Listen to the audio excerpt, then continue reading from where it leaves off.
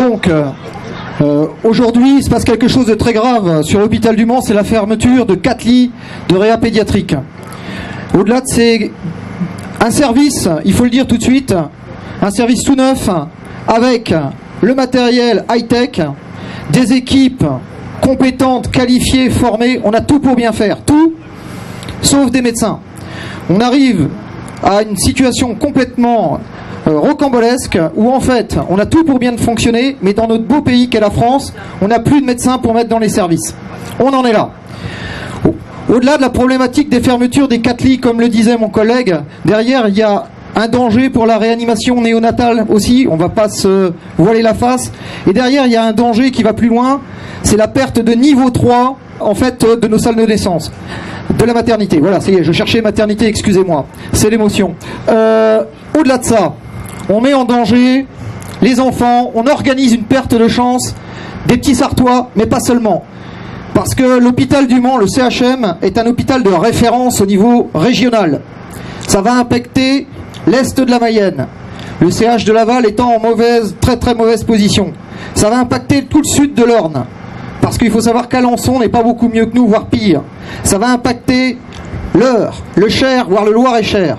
On était un établissement qui drainait un ensemble géographique avec toutes les compétences requises pour bien faire notre travail. Demain, comme je disais, il y a un risque de perte de chance.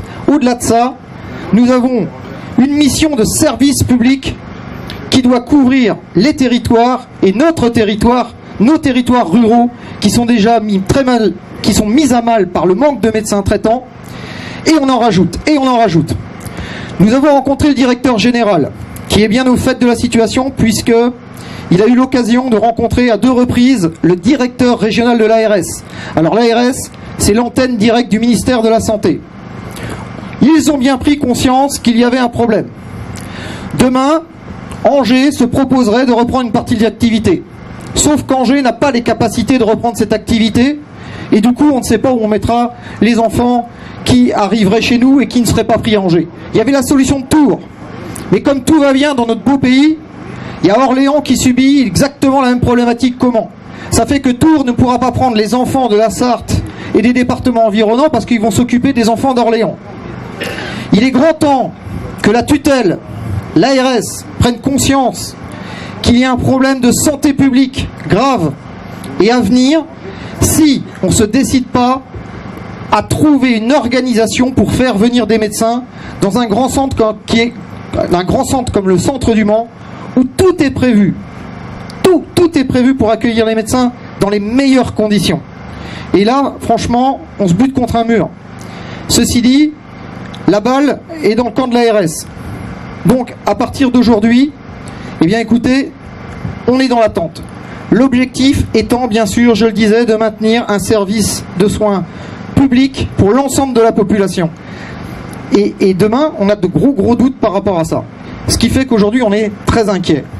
Donc, je me propose de laisser la parole à une des collègues qui pourra vous donner plus de précisions sur leur travail, sur la qualité de leur travail et de prise en charge, et sur le risque des transferts des enfants. Donc moi, je suis infirmière puéricultrice dans le service de réanimation néonatale. Déjà, je voudrais juste recentrer bien notre demande aujourd'hui. On veut surtout solliciter votre aide pour recruter en urgence des médecins réanimateurs néonataux et on veut maintenir absolument notre service de réanimation néonatale.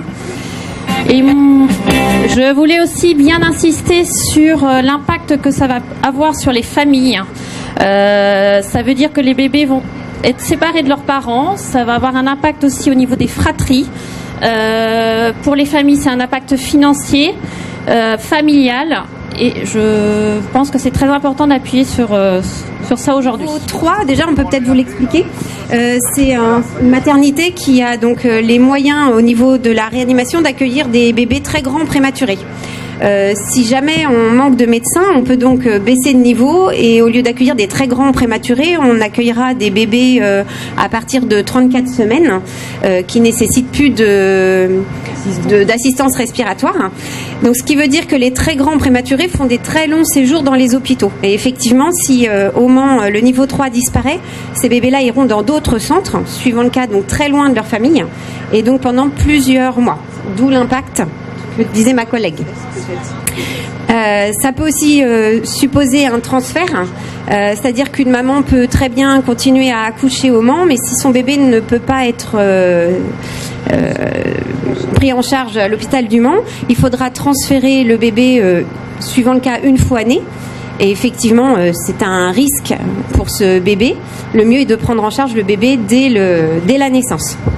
Et sinon, on voulait aussi insister sur le fait que nous avons quand même un équipement technique de qualité au jour d'aujourd'hui, des soignants compétents, un cadre de travail qui est agréable et des locaux modernes. Donc en fait, il y a vraiment tout ce qu'il faut. Ce qu'il nous faut, c'est des médecins.